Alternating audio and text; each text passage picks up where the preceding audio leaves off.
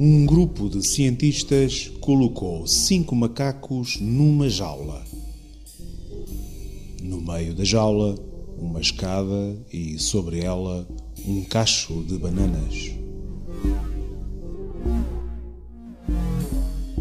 Quando um macaco subia a escada para alcançar as bananas, um jato de água fria era acionado em cima dos que estavam no chão. Depois de um certo tempo, quando um macaco ia subir a escada, os outros enchiam-no de pancada. Com mais algum tempo, mais nenhum macaco subia a escada, apesar da tentação das bananas. Então, os cientistas substituíram um dos macacos por um novo. A primeira coisa que ele fez foi subir a escada, dela sendo retirado pelos outros que lhe bateram. Depois de algumas tentativas, o novo integrante do grupo já não subia mais a escada. Um segundo macaco, veterano, foi substituído e o mesmo ocorreu tendo o primeiro substituto participado com entusiasmo na surra ao novato. Um terceiro foi trocado e o mesmo ocorreu. Um quarto e, afinal, o último dos veteranos foram substituídos. Os cientistas ficaram então com um grupo de 5 macacos que, mesmo nunca tendo tomado um banho de água fria, continuavam a bater naquele que tentasse subir a escada para alcançar as bananas.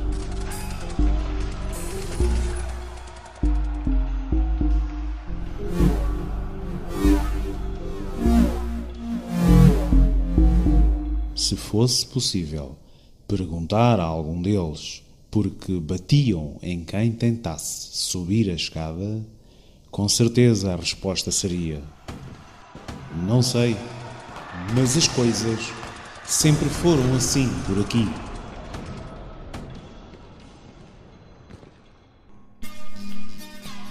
Eis o poder de alguns paradigmas. O pior efeito de um paradigma é quando um modelo de comportamentos aparentemente inquestionável nos limita a maneira de pensar e de viver. E de todos os paradigmas que hoje nos formatam o cotidiano, o que está associado ao dinheiro é, talvez, aquele que mais nos molda e, ao mesmo tempo, o que mais nos torna alienados.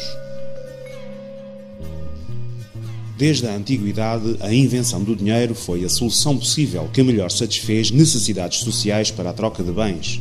Mas nos últimos séculos o dinheiro agregou-se ao desenvolvimento tecnológico e à energia a este associada, podendo com isso criar gigantescas fortunas e formar uma classe social que ainda hoje persiste: a elite burguesa. Deste modo, a ambição pelo dinheiro e pelo poder foi o principal motivo para acelerar o progresso tecnológico nas últimas décadas.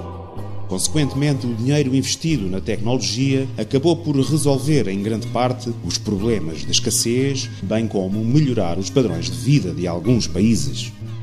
Neste cenário, o paradigma baseado no dinheiro há muito que aparentemente faz sentido na nossa civilização, e daí mantermos uma ideia otimista em relação ao dinheiro como um instrumento basilar para o progresso.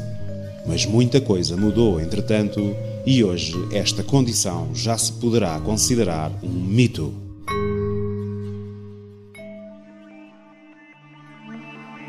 O problema é que a evolução deste paradigma fez com que o dinheiro deixasse de ser um meio para atingir um fim, para se tornar um fim em si mesmo. O sistema monetário voltou-se para o poder e converteu-se no elemento soberano e despótico da civilização moderna. O dinheiro governa as nossas vidas e já ninguém sabe exatamente porquê.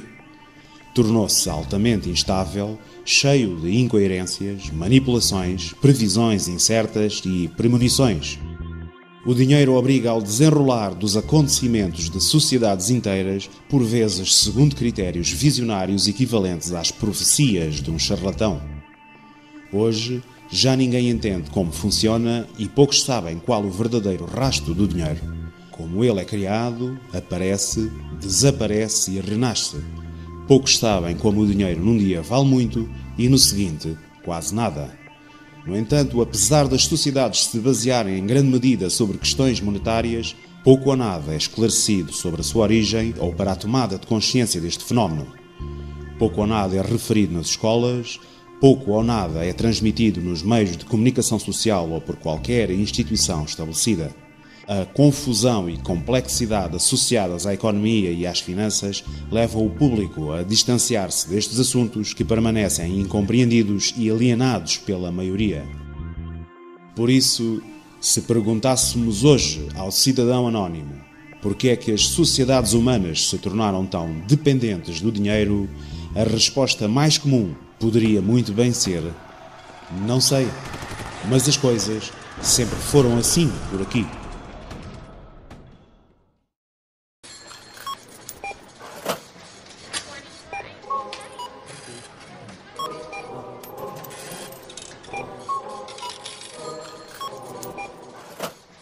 De onde vem o dinheiro é a questão que todos deveriam colocar, especialmente quando se faz crer que cada um é o principal responsável pela crise económica e é coagido a resolvê-la com mais trabalho e menos rendimento. A resposta pode parecer surpreendente e insólita, mas o processo de criação de dinheiro é, em si, simples e direto. Em 2009 foi editado um livro escrito por economistas portugueses intitulado Política Monetária e Mercados Financeiros. O primeiro capítulo trata do processo de criação de moeda e na página 46 os autores dizem-nos que a concessão de crédito por um banco cria nova moeda na economia. Existem vários modelos para a criação de moeda, sendo que todos eles estão baseados na concessão de crédito. Por isso, no essencial, não diferem muito uns dos outros. Vejamos como os bancos fabricam dinheiro a partir do nada, cada vez que concedem crédito.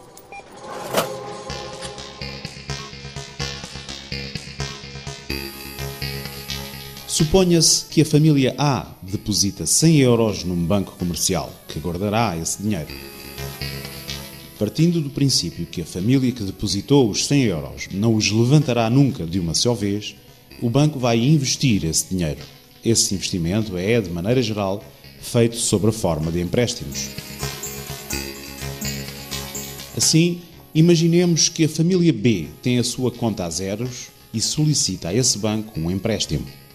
Se a família B mostrar algumas garantias de poder pagar esse empréstimo, então ele será concedido, uma vez que o banco tem interesse em colher os lucros, ou seja, os juros que daí resultam. Evidentemente que o banco empresta todo o dinheiro que tem disponível para maximizar os seus lucros através dos juros. O único limite é a chamada reserva bancária mínima, que é uma pequena quantidade de dinheiro retida nos cofres do banco. Na União Económica Europeia, essa reserva é de 2% para a generalidade das responsabilidades, mas atinge os 0% para responsabilidades específicas. Assim, dos 100 euros inicialmente depositados pela família A, ficam 2% de reserva e 98 euros são emprestados à família B. Isto significa que, como resultado desta operação de crédito, passam a existir na economia mais 98 euros de depósitos à ordem. Uma vez que os depósitos à ordem fazem parte do bolo monetário coletivo, a operação de crédito fez aumentar o estoque de moeda na economia. Temos, portanto, 98 euros depositados e creditados na conta da família B. No entanto, o banco poderá voltar a emprestar estes 98 euros. Para tal, ele terá de deixar 2% de reserva e irá assim emprestar à família C 96 euros e 4 cêntimos. Estes 96 euros e 4 cêntimos poderão ser novamente emprestados, depositados, creditados e emprestados novamente às famílias D, E, F, G e assim sucessivamente. Se nos centrarmos só nos primeiros dois empréstimos, vimos que dos 100 euros iniciais, 98 euros foram introduzidos no mercado, seguindo-se mais 96 euros e 4 cêntimos. Estamos agora com 194,04 €. Este valor é quase o dobro do dinheiro inicialmente depositado. Basta transportar este pequeno exemplo para a escala mundial, contando com produtos financeiros de alto risco de montantes exorbitantes que são diariamente especulados entre os bancos e as grandes multinacionais, para se deduzir a deficiência do sistema e a probabilidade do colapso.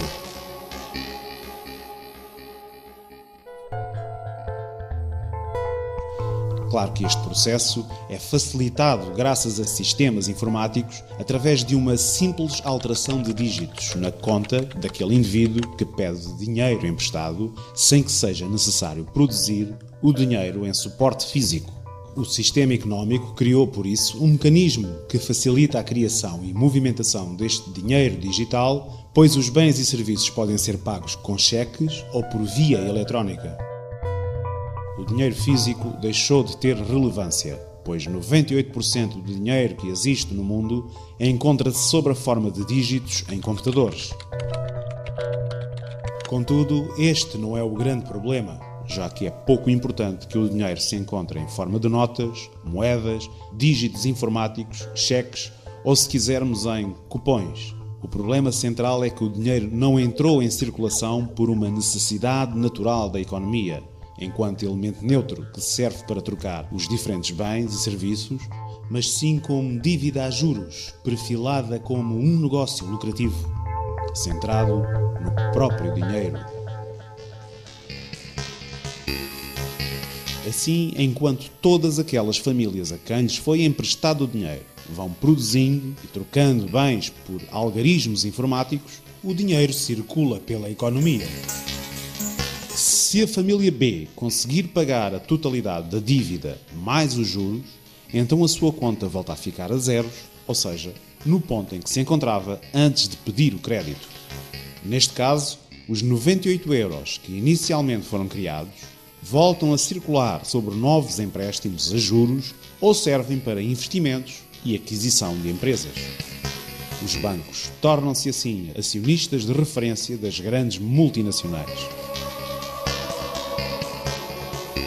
Mas é uma ilusão supor que todas as famílias obtenham este êxito, porque é matematicamente impossível todos conseguirem pagar a totalidade dos empréstimos mais os respectivos juros. Vejamos, os juros são uma certa percentagem de dinheiro exigida sobre o empréstimo de uma determinada quantidade de dinheiro. Se o dinheiro é todo aquele que existe em circulação, criado através dos empréstimos, de onde vem então o dinheiro para pagar os juros? De lado nenhum, pois este simplesmente não existe. O sistema, no seu todo, nunca voltará ao ponto inicial. Para pagar os juros, mais dinheiro terá de ser gerado, a partir do nada, através de mais empréstimos. Por sua vez, este novo dinheiro emprestado será também afetado por juros que terão de ser pagos por novos empréstimos e assim sucessivamente. E ao contrário do que se possa pensar, não são só os devedores que pagam juros.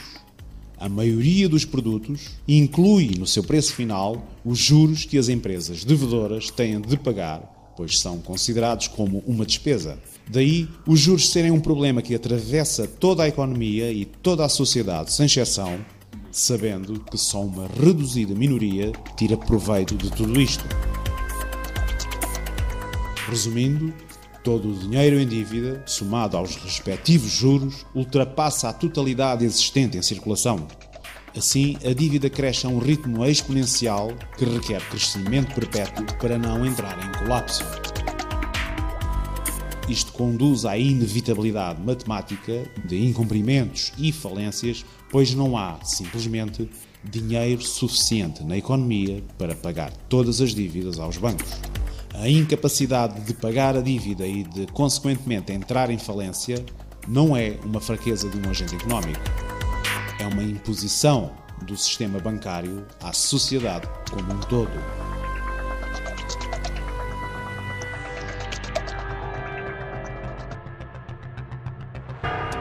em vez de se encarar o dinheiro como um simples dispositivo social que se quer estável e num formato neutro que não incorpore nenhum bem ou serviço, os juros corrompem esse princípio, convertendo o dinheiro numa mercadoria lucrativa. Sublinhe-se que o negócio que gira à volta do dinheiro não produz nada e abstrai-se dos princípios que movem o ser humano nas suas necessidades reais. Com este sistema, os bancos enriquecem desmesuradamente. Pagam juros baixos aos depositantes e cobram juros altos aos empréstimos que fizeram, com dinheiro criado do nada. É por isso que meia dúzia de famílias criam fortunas monumentais sem nada produzir. Qualquer unidade de medida que usamos no nosso dia-a-dia tem de ser estável, como por exemplo o litro ou o metro. Não faria nenhum sentido prático que um metro hoje tivesse um determinado comprimento e amanhã outro. No entanto, o dinheiro enquanto medida do valor, ou seja, enquanto unidade de medida que estabelece o valor de um bem ou serviço, é variável segundo os critérios de uma elite financeira. Portanto, não existe uma autoridade monetária que determine uma unidade estável ao dinheiro enquanto medida do valor. As amarras que impediam o sistema financeiro de criar dinheiro sem regra foram sendo soltas ao longo dos tempos, a última das quais em 1971, com a queda do padrão ouro internacional. Face a esta arbitrariedade, quanto mais dinheiro se cria, menos este vale. Tal como qualquer mercadoria, quanto mais há de um bem, menos este é valorizado. Na verdade, o dinheiro também é hoje tratado como uma mercadoria que se compra e vende nos mercados financeiros. Assim, o novo dinheiro produzido vai retirar valor ao dinheiro já existente. É por este fenómeno de roubar valor ao dinheiro em circulação que ocorre a inflação, ou seja, a desvalorização do dinheiro em circulação. Como o dinheiro desvaloriza, os preços dos bens sobem em comparação ao valor do dinheiro. Recordemos que em 1945, 1,5 kg de pão custava 5 tostões, em 1990 inflacionava para 5 escudos e hoje custa 3 euros, ou seja, 600 escudos. Percebido isto, é fácil entender as razões das enormes dívidas pessoais, empresariais e estatais existentes, pois com este sistema haverá sempre alguém que deverá a outrem. A estratificação da sociedade, a pobreza, a fome e o desemprego são, portanto, uma fatalidade neste sistema e, enquanto este persistir, não poderão desaparecer. Esta é também a razão pela qual, atualmente, nenhum ou poucos são os Estados que realmente não têm dívida.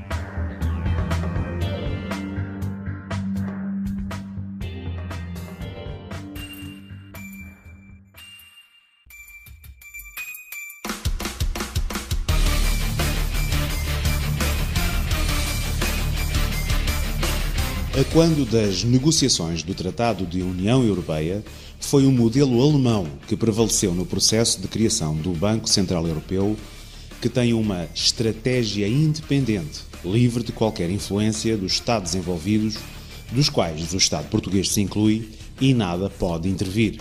Isto é, a Assembleia da República Portuguesa não pode agir sobre o Banco Central Europeu, que detém grande parte do poder económico. No exercício dos poderes e no cumprimento das atribuições e deveres, o Banco Central Europeu, os bancos centrais nacionais ou qualquer membro dos respectivos órgãos de decisão não podem solicitar ou receber instruções das instituições, órgãos ou organismos da União, dos governos, dos Estados-membros ou de qualquer outra entidade. Se é o governo que representa o povo e tem responsabilidades perante este, não tem lógica delegar poder a uma entidade que, através do dinheiro, domina as nossas vidas conforme lhe dá mais jeito. Esta escolha, em toda a sua profundidade, significa que o Banco Central Europeu não estima como primeiro objetivo os valores da União Europeia, tais como o bem-estar dos seus povos, uma justiça económica e social, um desenvolvimento sustentável, o crescimento económico, o pleno emprego, o progresso social, a coesão económica ou a erradicação da pobreza. O objetivo principal do Banco Central Europeu é, pois, o de manter a estabilidade de preços, o que induz a que, sem surpresa, se abstenha frequentemente de fazer investimentos que possam desenvolver o país, criar emprego e reduzir a pobreza. É a usura, o lucro e a ganância que o dinheiro excita que frustra as mais bem intencionadas práticas de responsabilidade social. Assim, a independência do Banco Central Europeu tem mais a ver com a vigarice do que com qualquer atitude pelo desenvolvimento da sociedade e dignificação do ser humano.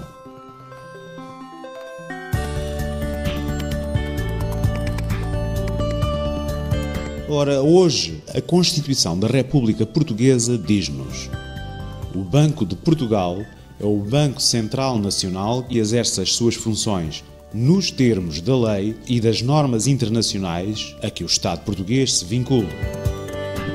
Fala-se em termos da lei, que hoje está vinculada às normas internacionais para acolher o Banco Central Europeu.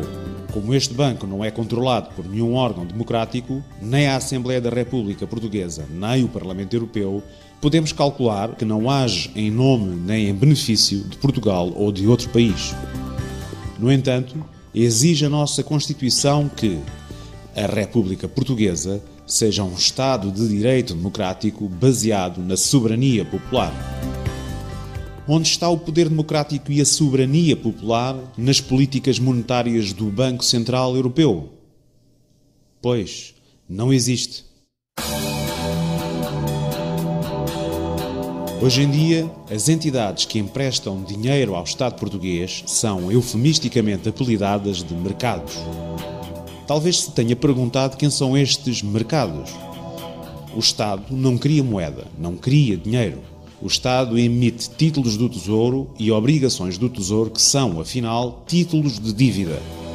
O Estado endivida-se porque estes títulos são comprados por instituições bancárias. Visite o site do IGCP para conhecer os compradores dos títulos da dívida portuguesa. Verá que são entidades bancárias. Adivinhe agora de onde vem o dinheiro que os bancos usam para comprar os títulos de dívida pública que o Estado emite. Sim, também é criado a partir do nada. Os bancos estão, mais uma vez, a inventar dinheiro que não existe e a introduzi-lo na economia. Nunca se perguntou onde os mercados arranjam tanto dinheiro para emprestar? Agora já sabe. Eles criam-no simplesmente a partir do nada, cobrando desde logo os juros sobre os empréstimos. Cobram juro, portanto, sobre algo que não têm e, essencialmente, sobre algo que não exerceram qualquer esforço para criar. Será agora oportuno relembrar que o equivalente a 2/3 do dinheiro que os portugueses pagam em IRS serve exclusivamente para pagar apenas os juros da dívida pública. O equivalente a 2/3 do IRS não é investido em educação, saúde ou bem-estar social. É gasto a pagar juros a bancos sobre o dinheiro que eles criaram do nada quando compram dívida portuguesa. Este sistema absurdo não precisa de existir de todo.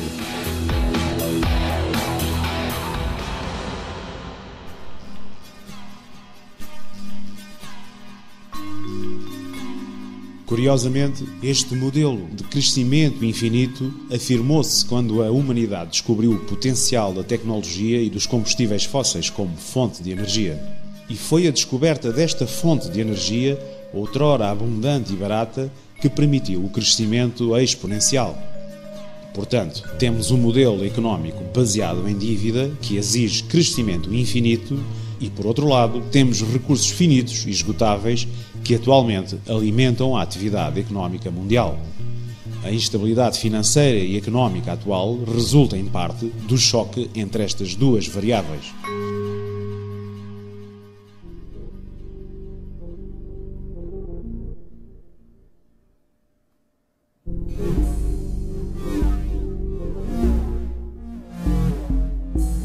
Eis em resumo como é edificado o nosso paradigma.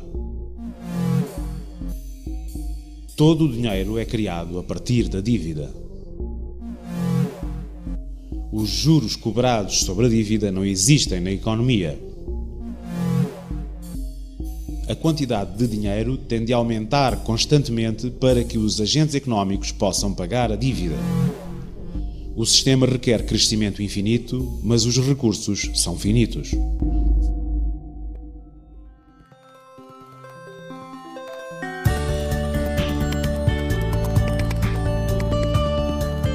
Os empréstimos e os investimentos servem sempre uma política de sujeição.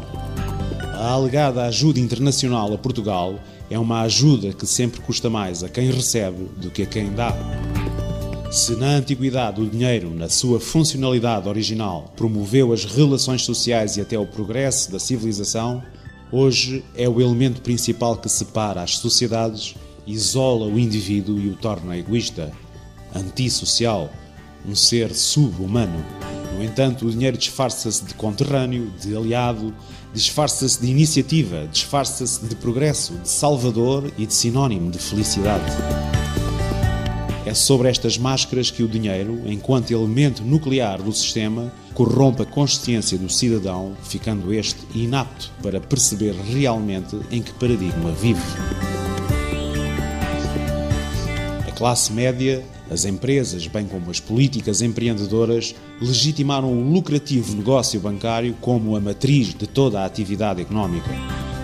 As famílias e o Estado acostumaram-se às dívidas, celebrando esta economia numa falsa prosperidade, ao mesmo tempo que nas empresas tudo se fazia para estimular o espírito aquisitivo e possessivo e deslocar a valorização do ser humano para o homem colecionador de mercadorias, enfim, para o consumidor. A sociedade acreditou durante os últimos 30 anos que este modo de vida era imutável e o que quer que viesse de novo seria sempre para melhor. Hoje, todos nós sentimos o mundo perturbado. Somos um povo desamparado no trabalho, na saúde, na justiça e na educação.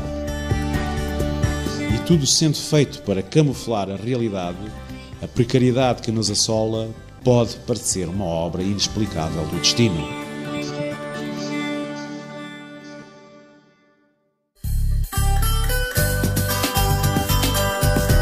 Mas um povo que se lamenta dizendo que o inimigo está no seu destino sem saber identificar o problema que o destrói, então é incapaz de encontrar uma solução.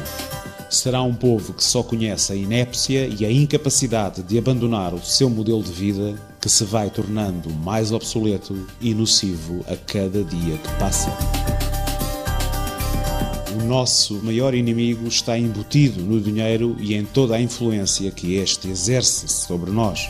Enquanto não anularmos o poder do dinheiro na sua forma perversa de dinheiro a juro, estaremos condenados a um povo subserviente e subdesenvolvido.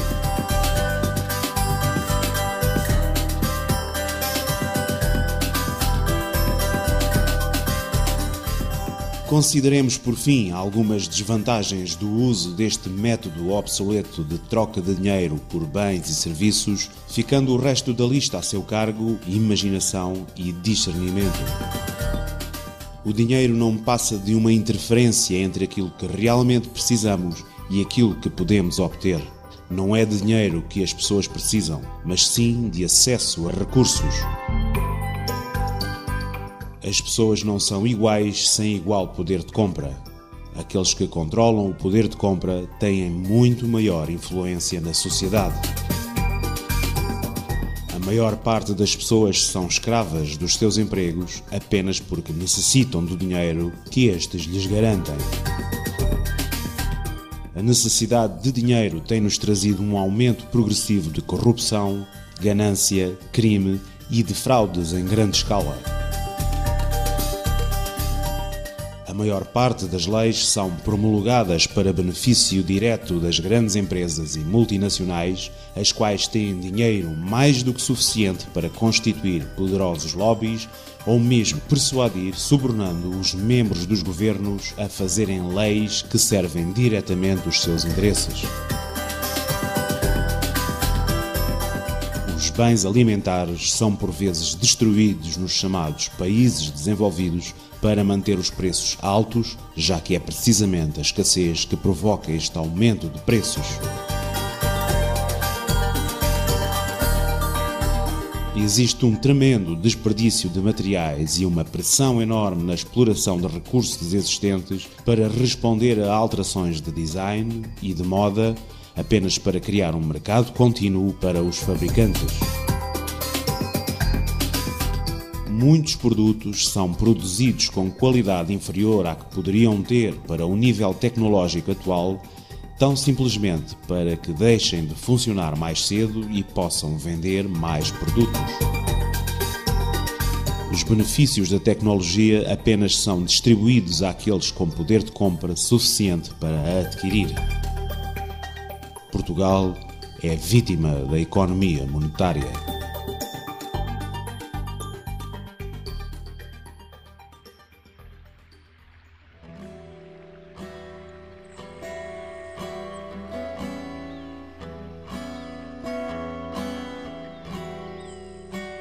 Vivemos num sistema que se tornou altamente falível e perigoso, e não há política social, ecológica ou tecnológica que possa subsistir enquanto o poder monetário a esta se sobrepuser. Já conhecemos todos os sistemas experimentados ao longo da história. Conhecemos o conceito comunista, cujo dinheiro, dominado pelo Estado, é a pedra basilar de um sistema igualmente irregular, especulativo ou até paranoico. Conhecemos o capitalismo, que contribuiu para a evolução tecnológica e a melhoria da qualidade de vida de muitos povos, mas que vai dizimando tudo o que lhe surge à frente que possa causar estorvo ao lucro, provocando a miséria e a fome em muitas regiões do mundo. Todas as aventuras e experiências da história da humanidade foram experiências importantes que nos prepararam o terreno para hoje sermos tecnologicamente mais evoluídos e socialmente mais esclarecidos. No entanto, torna-se agora claro que o dinheiro a juro foi o elemento corrosivo dos homens e de todos os regimes modernos. Hoje ainda é o dinheiro que corrompe e é pelo dinheiro que se corrompe. Neste panorama adverso, quase inconcebível em que vivemos, resta tomar a ciência e a tecnologia como elementos basilares para uma nova ordem social. Mas antes de mais, é preciso perceber que a mudança deverá estar em nós enquanto seres sociais indissociáveis da natureza.